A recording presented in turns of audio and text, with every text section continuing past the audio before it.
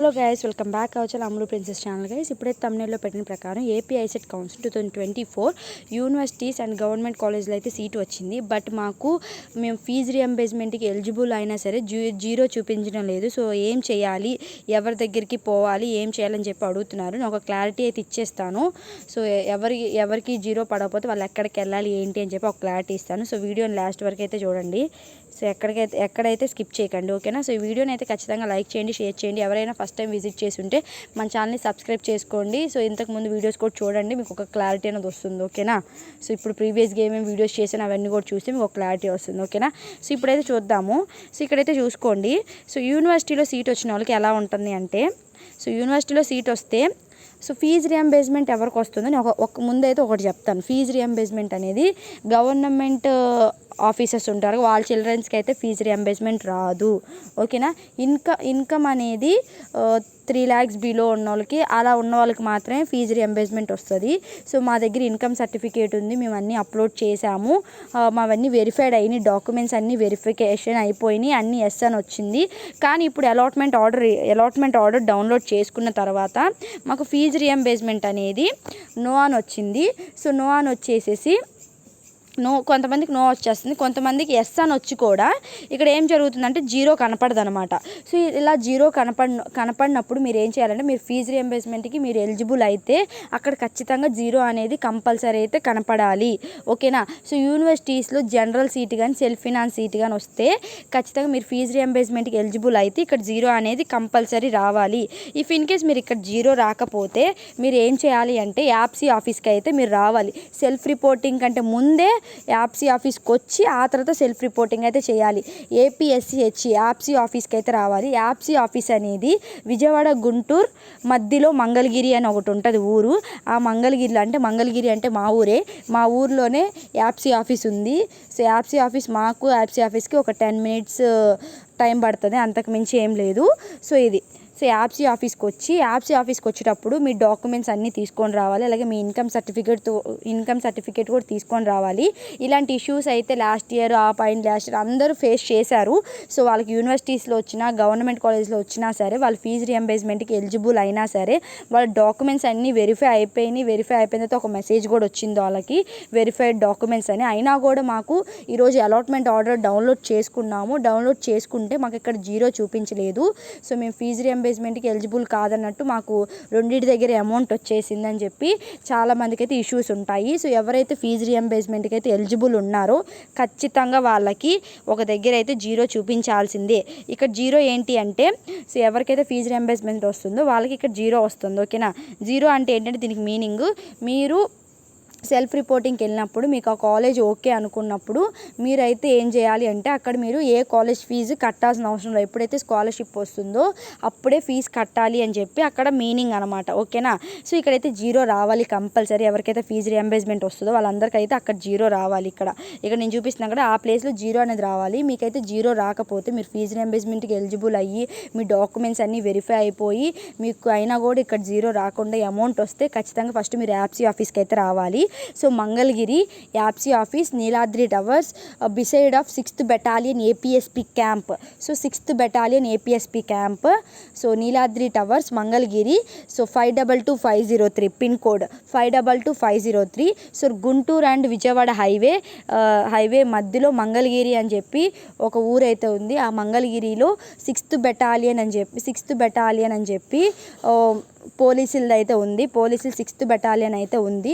So 6th Battalionకి పక్కనే Neeladri towers అయితే కట్టారు. సో అక్కడికైతే మీరు రావాలి. అక్కడికి వచ్చిన తర్వాత 4th floorకి అయితే వెళ్ళాలి.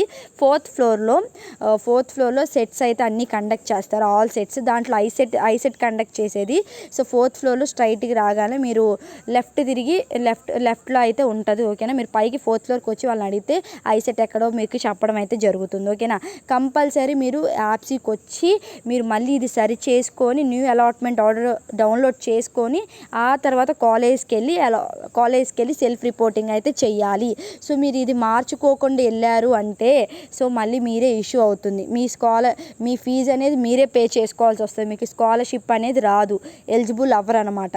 సో మీరు ఇక్కడ చేంజ్ చేసుకుంటేనే మీకు స్కాలర్షిప్ అనేది వస్తుంది. ఓకేనా. సో మీరు ఎవరైతే ఫీజు రియంబర్స్మెంట్కి ఎలిజిబుల్లో వాళ్ళంతా కూడా ఇక్కడ జీరో రాకపోతే ఖచ్చితంగా యాప్సీ ఆఫీస్కి రండి. యాప్సీ ఆఫీస్కి వచ్చి మీ డాక్యుమెంట్స్ అన్నీ సబ్మిట్ చేయండి. ఇన్కమ్ సర్టిఫికేట్తో సహా సబ్మిట్ చేసి ఆ తర్వాత అయితే మీరు కాలేజ్కి వెళ్ళి సెల్ఫ్ రిపోర్ట్ అయితే ఇవ్వాలి. సో మీకు ఒక క్లారిటీ వచ్చింది అనుకుంటున్నా. సో ఇది సెల్ఫ్ రిపోర్టింగ్కి ఎవరికైతే ఫీజు రియంబర్స్మెంట్ అయితే ఎలిజిబుల్ ఉన్నారో వాళ్ళందరికీ అక్కడ జీరో కంపల్సరీ రావాలి. జీరో ఒకవేళ రాకపోతే ఇలాంటి ఇష్యూస్ చాలామందికి వచ్చినాయి. సో యూనివర్సిటీలో సీట్స్ వచ్చినా గవర్నమెంట్ కాలేజెస్ సీట్స్ వచ్చినా వాళ్ళందరికీ ఫీజు రియంబర్స్మెంట్ వస్తుంది. సో ఫీజు రియంబర్స్మెంట్ కంపల్సరీ అందరికీ వస్తుంది. సో ఫీజు రియంబర్స్మెంట్ కొంతమందికి రాదు, రాని వాళ్ళకి మాత్రం రెండింటి దగ్గర అమౌంట్ ఉంటుంది. సో యూనివర్సిటీలో సీట్ వస్తే సెల్ఫ్ ఫినాన్స్కి జనరల్కి ఫీజు రియంబర్స్మెంట్ వస్తుంది. కానీ సెల్ఫ్ సపోర్ట్కి మాత్రం ఫీజు రియంబర్స్మెంట్ రాదు. సెల్ఫ్ సపోర్ట్కి మాత్రం అది లైక్ ఒక మేనేజ్మెంట్ సీట్ లాగా మీ ఫీజు మీరే పే చేసుకోవాలి. దానికైతే ఫీజు రియంబర్స్మెంట్ రాదు. అలాగే ఎవరైతే గవర్నమెంట్ పేరెంట్స్ ఉంటారో వాళ్ళ చిల్డ్రన్స్కి మాత్రం ఫీజు రియంబర్స్మెంట్ రాదు. సో ఇన్ కేస్ ఎవరికైనా సరే మా ఫాదర్ గవర్నమెంట్ ఆఫీసర్ కానీ నాకు అక్కడ జీరో పడింది అనుకుంటే ఒకసారి మీరైతే యాప్సీ ఆఫీస్కి వచ్చి మా ఫాదర్ ఇలాగా మా మదర్ ఇలాగా గవర్నమెంట్ ఎంప్లాయీస్ కానీ నాకు ఫీజు రియంబర్స్మెంట్కి నేను ఎలిజిబుల్ కాదు, కానీ నా డాక్యుమెంట్స్ అన్నీ వెరిఫై అయ్యాయి, ఇక్కడ జీరో చూపిస్తుంది. సో జీరో చూపిస్తుంది, మరి నన్ను ఫర్దర్గా ఏం చేయమంటారు, నేను ఎలిజిబుల్ లేకపోతే బై మిస్టేక్ ఇలా వచ్చిందా. సో అవన్నీ కనుక్కోండి. ఎందుకంటే గవర్నమెంట్ ఎవరైతే ఉన్నారో మీ పేరెంట్స్ వాళ్ళ చిల్డ్రన్స్కి మాత్రం ఫీజు రియంబర్స్మెంట్ అనేది రాదు. ఒకవేళ బై మిస్టేక్ అక్కడ జీరో పడితే కానీ పడితే కానీ సో ఇప్పుడు నేను పెట్టిన అమ్మాయి కూడా తనకి బై మిస్టేక్ అయితే ఇక్కడ జీరో పడింది. సో దీని గురించి అయితే వెళ్ళి తెలుసుకోవాలి. యాక్చువల్గా అయితే ఇలాగే ఉంటుంది. సో ఫీజు రియంబర్స్మెంట్ వచ్చే వాళ్ళకైతే ఇలాగే ఉంటుంది. సో దీనికి ఫీజు రియంబర్స్మెంట్ అయితే రాదు, ఎందుకంటే వాళ్ళ ఫాదర్ పోలీస్ ఆఫీసర్ కాబట్టి దీనికి ఫీజు రియంబర్స్మెంట్ రాదు. సో రాదు కాబట్టి దీన్ని వెళ్ళి యాప్సీ ఆఫీస్లో కనుక్కోవాలి. సో ఏమని కనుక్కోవాలి, ఇలా మా ఫాదరు కానీ మా మదర్ కానీ గవర్నమెంట్ ఎంప్లాయీస్, సో నాకు ఫీజు రియంబర్స్మెంట్ నేను ఎలిజిబుల్ కాదేమో, సో మరి నన్ను ఫర్దర్గా ఏం చేయమంటారు, నాకు ఎలిజిబుల్ అయినా సో నేను ఇలా రన్ అయిపోవచ్చా, సో ఏంటి అని చెప్పి మీరు కనుక్కోవాలి. కానీ మళ్ళీ మీరు కనుక్కోకుండా తర్వాత వెరిఫికేషన్ చేశారు అంటే తర్వాత ఏమవుతుందంటే మళ్ళీ మీకు రిస్క్ అవుతుంది. ఫస్టే అన్నీ తెలుసుకోండి. లేదు మీరు ఇలా కంటిన్యూ అవ్వచ్చు అనుకుంటే కంటిన్యూ అవ్వండి. ఇప్పుడు ఇయర్ వరకు కూడా లాస్ట్ ఇయర్ వరకు కూడా సో ఎవరికి కూడా ఫీజు రియంబర్స్మెంట్ ఇవ్వరు. గవర్నమెంట్ చిల్డ్రన్స్ ఎవరైతే ఉంటారో గవర్నమెంట్ ఎంప్లాయీస్ మీ పేరెంట్స్ ఎవరైతే గవర్నమెంట్ వాళ్ళైతే ఉంటారో వాళ్ళ చిల్డ్రన్స్కి ఫీజు రియంబర్స్మెంట్ రాదు. అది మైండ్లో పెట్టుకోండి. బై మిస్టేక్ మీకు ఇక్కడ జీరో వస్తే తినికి బై మిస్టేక్ జీరో వచ్చింది. సో జీరో వచ్చింది కాబట్టి రేపు తిను వెళ్ళి మా ఇంటి పక్కన పాపే తిను సో రేపు తిను యాప్సీ ఆఫీస్కి వెళ్ళి కనుక్కుంటుంది. సో ఏమని కనుక్కుంటుందో చెప్పాను కదా ముందే.